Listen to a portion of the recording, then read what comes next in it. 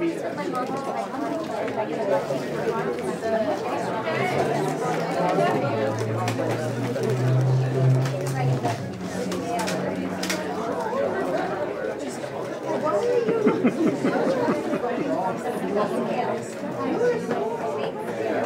you for sending me that stuff. All right, everybody who has this, pass it down. How many more?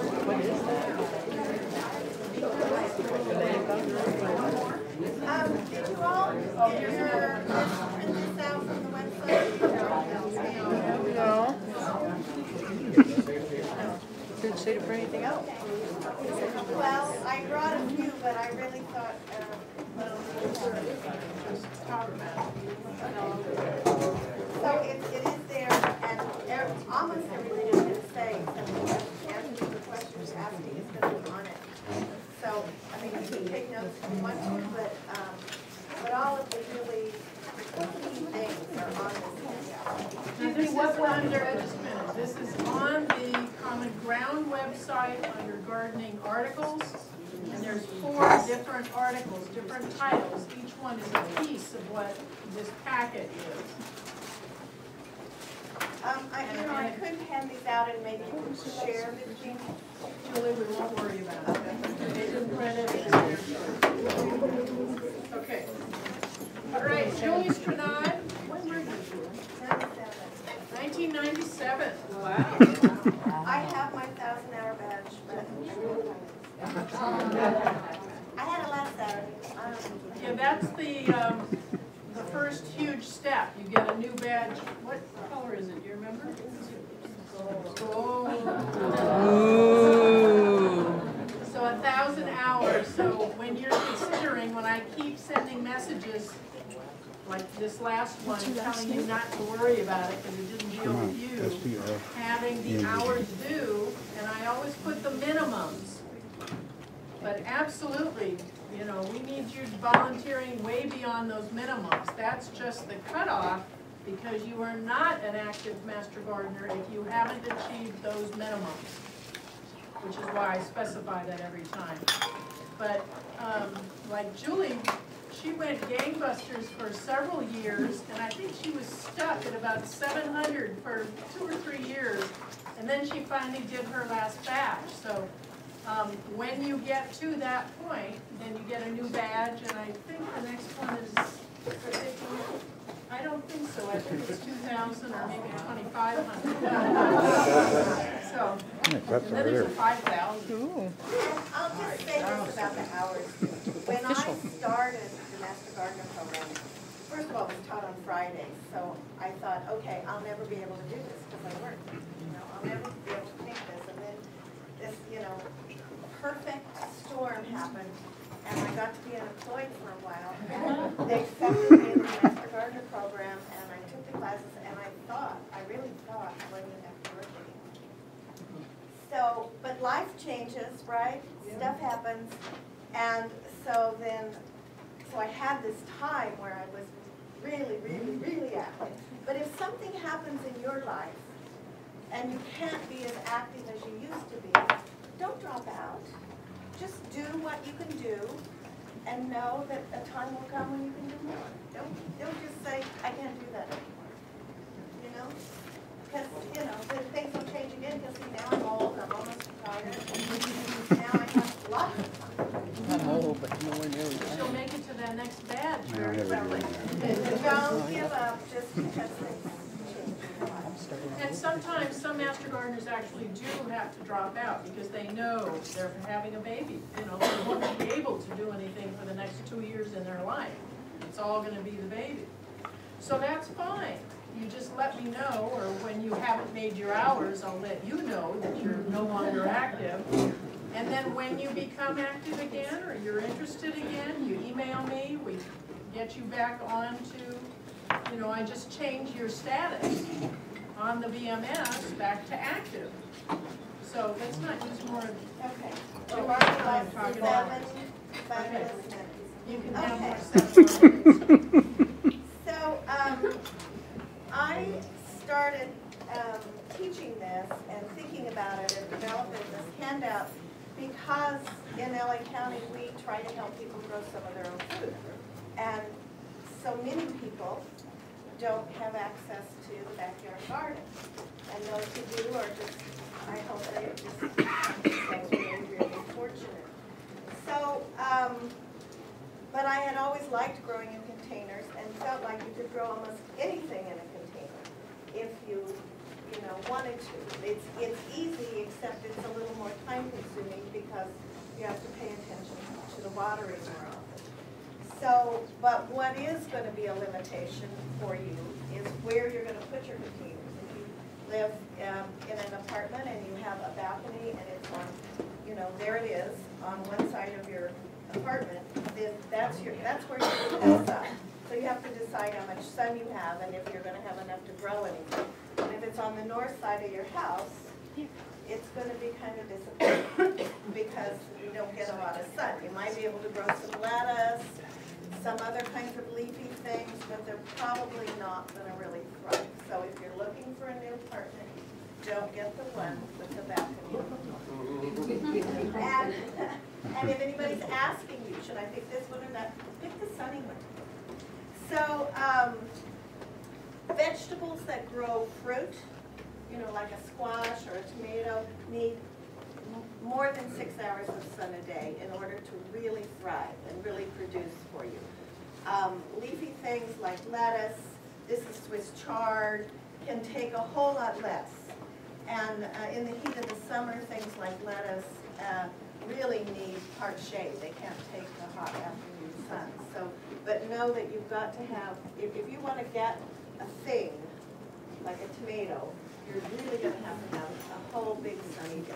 Strawberries you can get by with less than 6 hours a day. And so that's a big deal. How much sun are you going to have? What are you going to plant in? What kind of container? You can use almost anything. This is a wine box. This is a bucket. I put holes in the bottom of the bucket. Make sure whatever you're going to plant in has drainage. A wooden box doesn't really need holes because the water will seep through the cracks where the boards meet. I also put this up on wood so it doesn't sit flat and get leaky underneath, so that there's some air under here.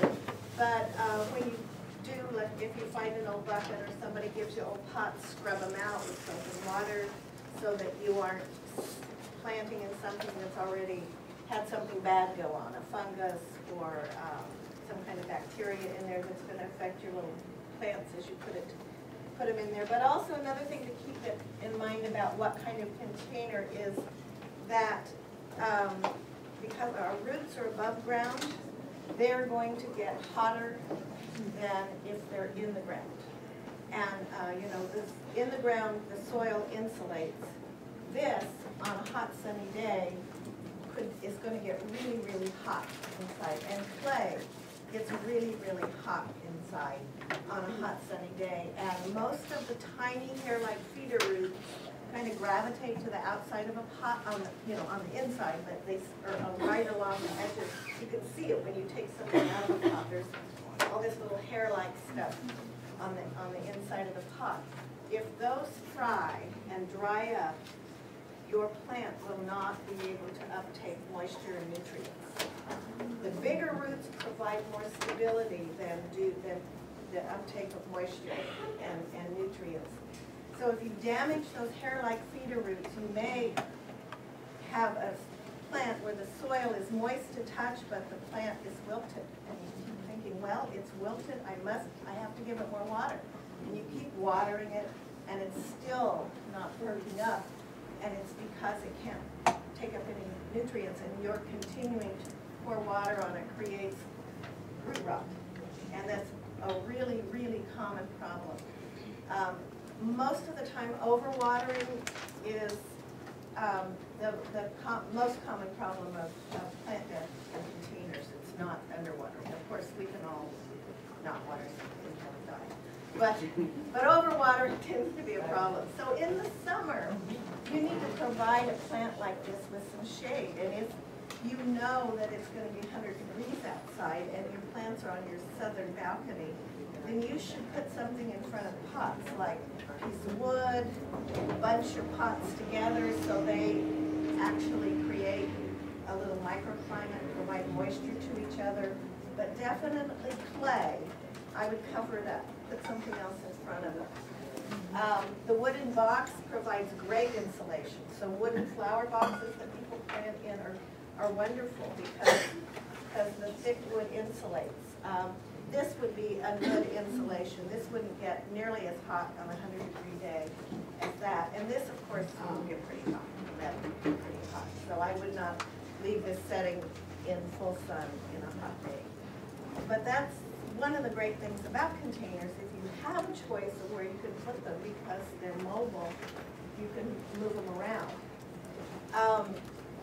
I actually thought I was going to hang this when I put this together a couple of months ago, but it is so heavy that I'm afraid it would, whatever, I haven't tried to hang it yet, but it's much heavier than I realized it was. So, but it's doing really great. Strawberries, I mean, I'm getting lots of berries, and so container depth, root depth, is much more important than this big around. So there is a chart on here that's just sort of a good starting point for knowing about how deep things need to be for certain kinds of plants. But always know, if you can plant it, if you can give it more root depth, you will have a better harvest. And in things that grow fruit, again, like squash and peppers and tomatoes, even a couple of inches will significantly affect the amount of fruit you get. So the difference between a 10-inch pot and a 12-inch pot is significant. The difference between a 14-inch pot is you'll double your harvest. And if you can give it 16 inches, then you're going to have a real shot at growing some real food. And if you have a choice, always take the deeper pot. And a tomato plant, for instance, the root would grow 6 feet deep if you could. So always go deeper. Now, if you don't go deeper, like this little lettuce box, this isn't even a foot deep. And so I have to water this almost every day. This, because it's clay, I have to water this every day almost, unless it's really gray or it's been rainy. And in the heat of the summer, it's great if you can provide some sort of saucer underneath it so that when you do water it, the water runs through, collects in the saucer, and then slowly is absorbed into the container. Because in a container, you want the whole root ball, all of that soil to be hydrated. None of it should ever be dry except just on the soil surface. And if it's dry and knuckle down, it's time to water. And especially if it's dry and knuckle down in the morning, you know if by the afternoon it's going to be in trouble. So it's great to have your containers someplace where you see them all the time.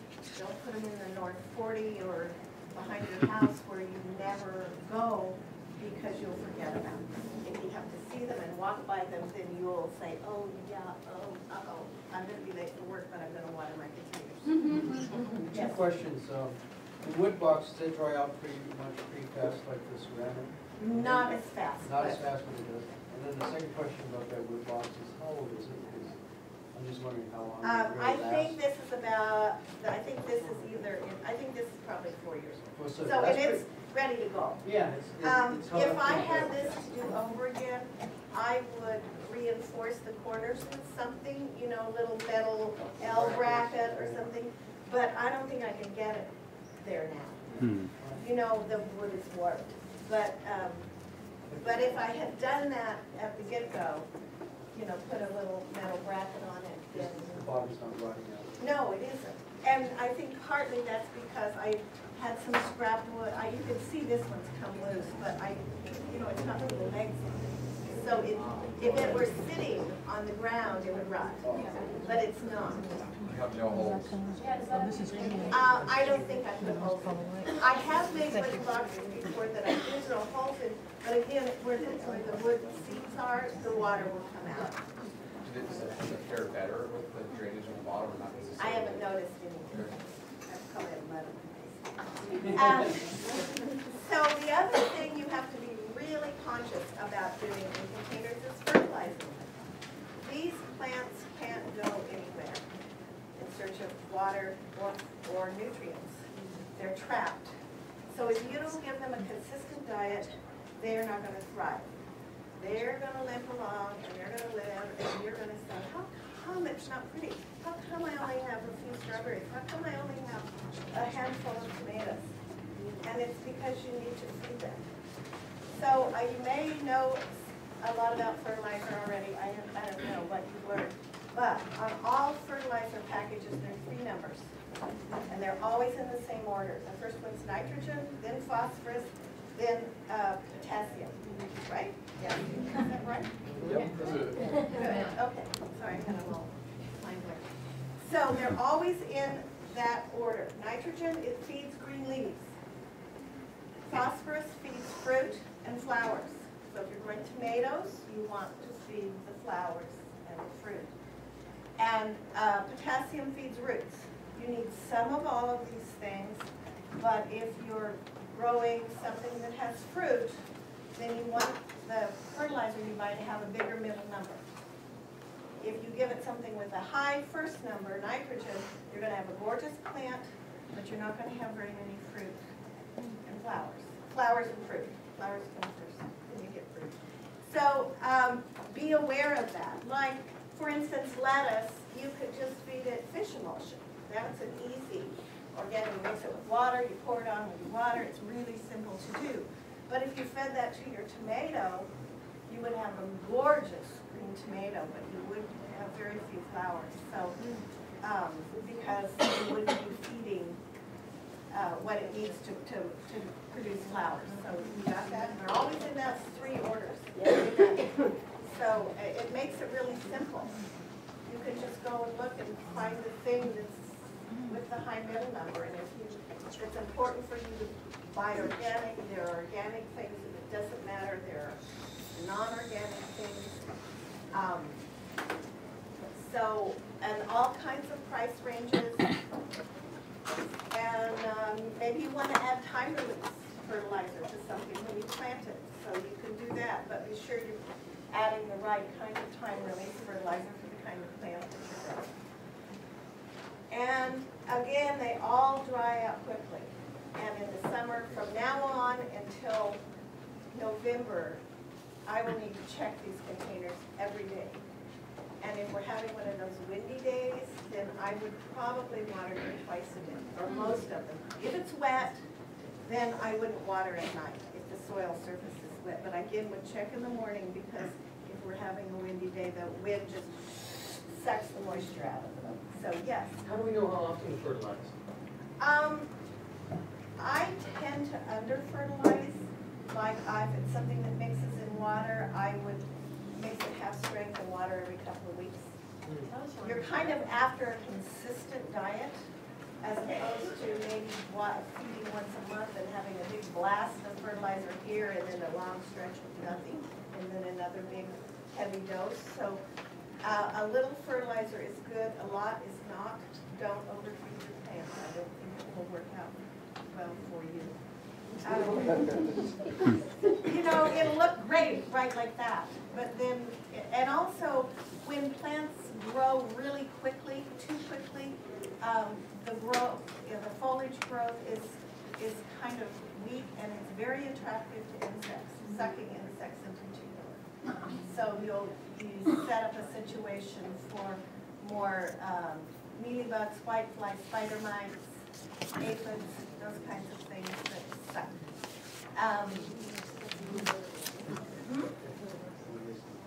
Yes, they do.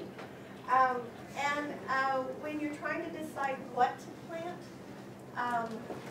you all have a planting guide now, I'm sure, that tells you what's appropriate to plant this time of year in Southern California, and if you don't, you can get one on our website. And so that's very helpful, but also you're going to want to plant things that will thrive in containers. Like you're planting tomatoes, don't plant something called a whopper or a big board. Something that is a medium fruit will give you more tomatoes, you will be pleased with the outcome, or, you know, something that says a sweet 100, yes, that's perfect. Lettuces do very well. I would plant leaf lettuce, not head lettuce. You know, I've been picking on this for about 3 weeks now, so none of these are very big because I keep picking them. You know, I'll take a leaf of this, of each one of them, and a leaf of each one of some other things I have in the garden, and a couple of leaves of chard, and I have a salad. But, so you don't really want something that has to make a head.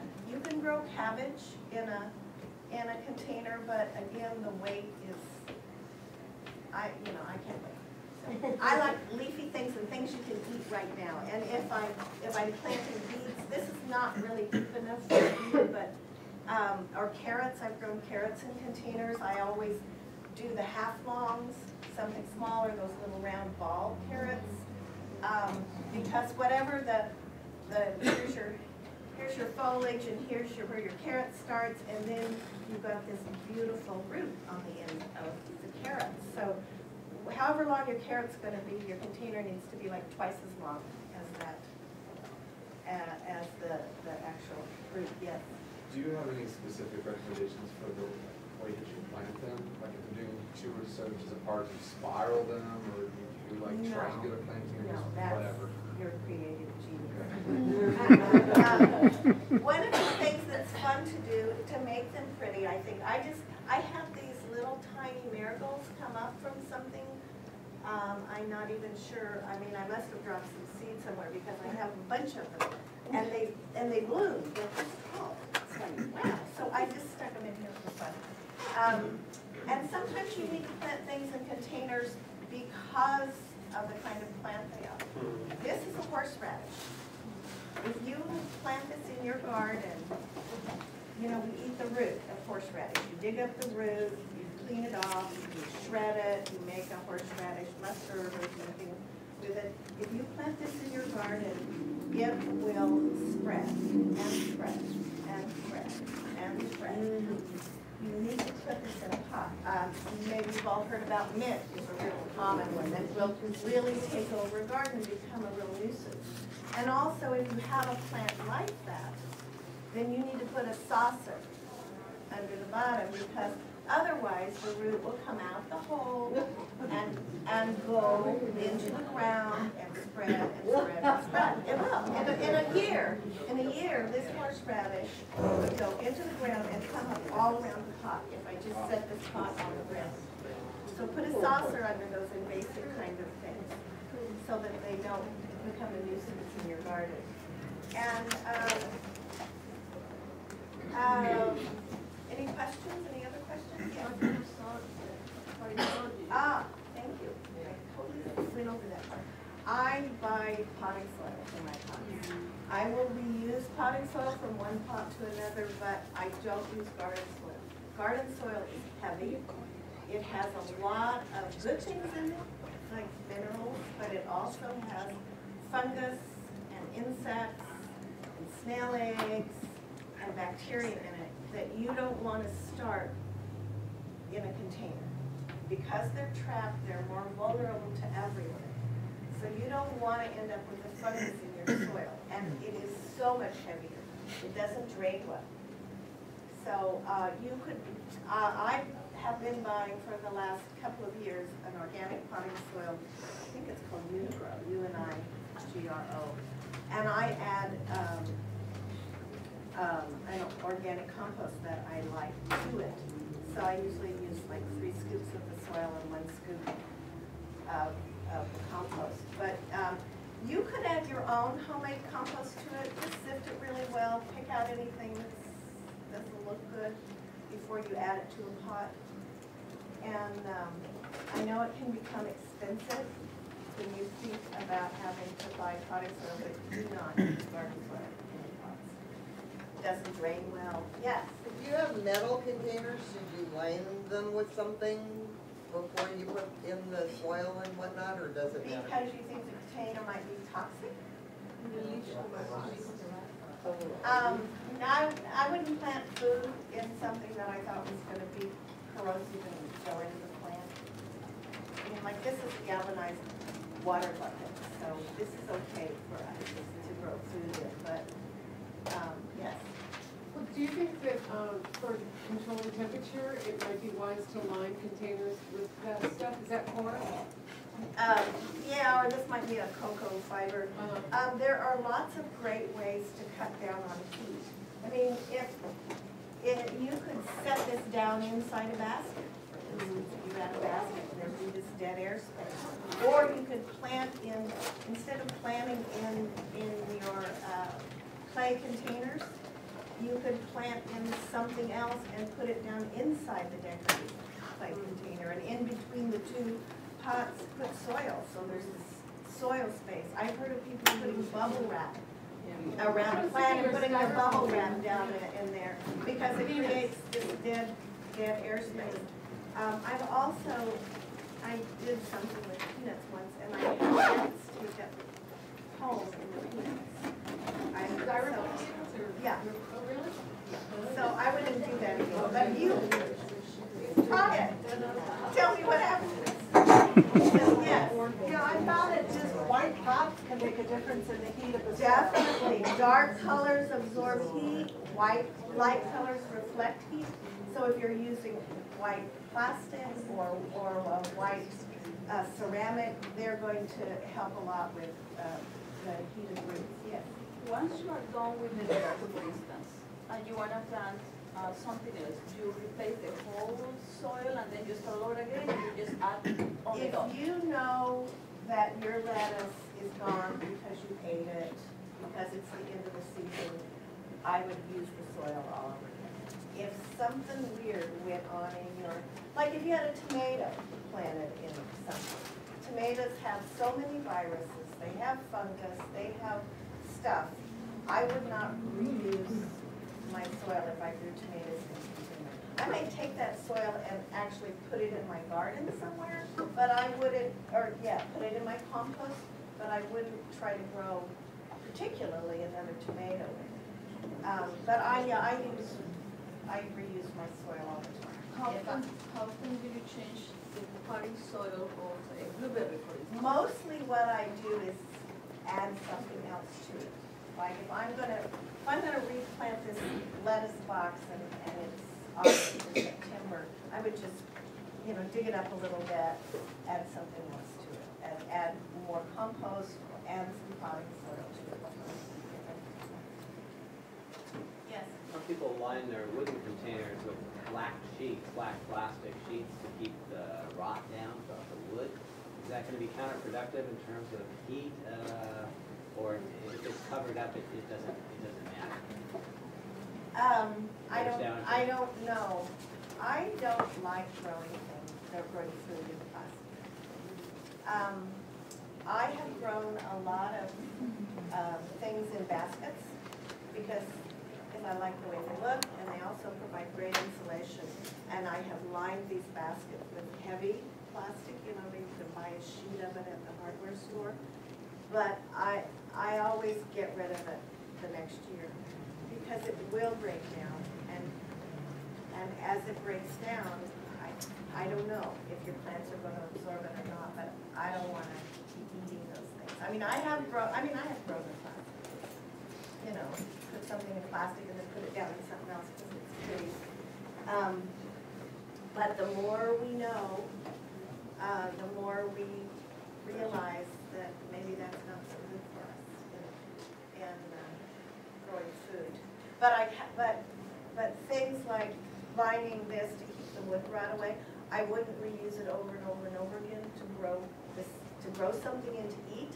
I would replace the plastic before it starts to break down. My question was when using black plastic. Oh, if in that, terms of the, no, because it's inside the box. covered, so, It's inside the box. Yes, I'm sorry, yes. But I usually have a basket of something, in a basket that's growing, and I didn't bring anything this time. But again, I replace the plastic, like at least once a year before it starts to break down. Julie, you haven't talked about concrete pots. How do you feel about the leaching of, from concrete with water into the soil? I've never worried about that. Now you've given me something. Something else. I've never grown food in a concrete pot just because I didn't have one. But I think if I had a great big concrete pot, I might. I mean, if I found one by the side of the road. Yeah, I'd give it a shot. Especially if it's old and it's been used a few times. I would scrub it out and so I would think it would probably be okay. Yes. Do you mostly transplant, or do you go from seed to pots?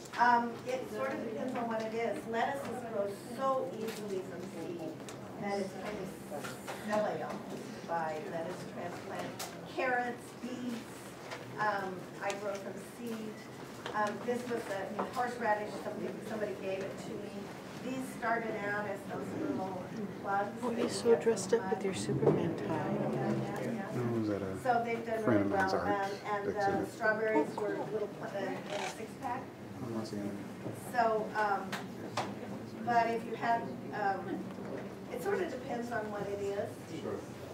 So, you know, some things are just so easy to grow from seed, but also sometimes you just want instant gardening. So you go to the garden center and you buy it, you buy the plant already grown.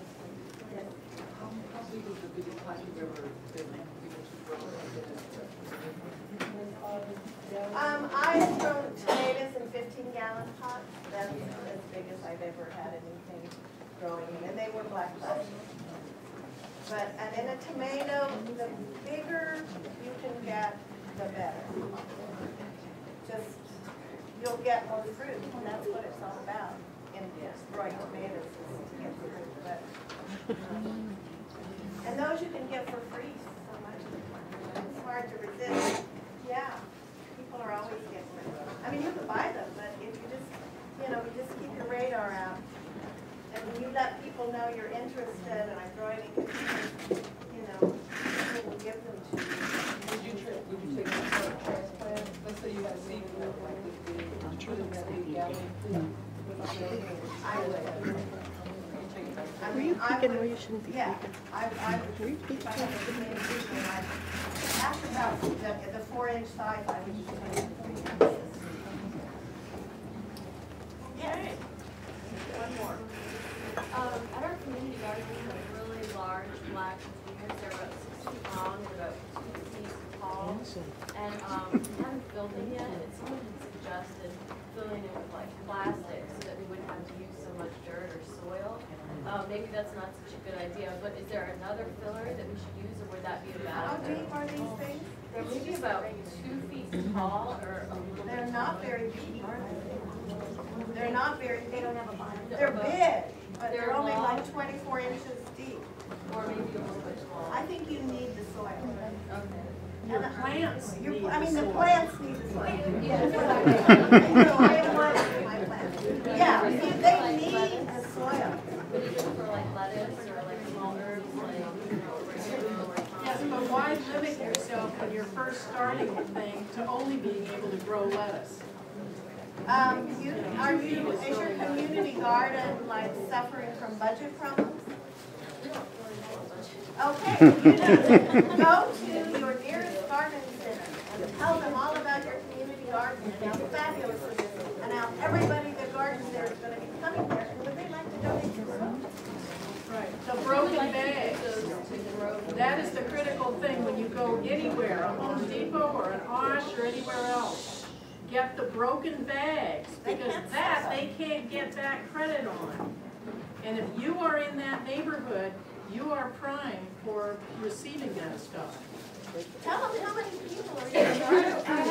I will testify to that. I have owned a garden center for a long time, and we donate everything to people. And little kids come in and say, oh, I have a science project, can I please? We donate seed, we donate plants, we donate containers. We let people kind of cull the broken pots, the black pots. We're really good about it. Independent garden centers are wonderful. And especially if you have a she garden center in your neighborhood, one that might charge you everything is so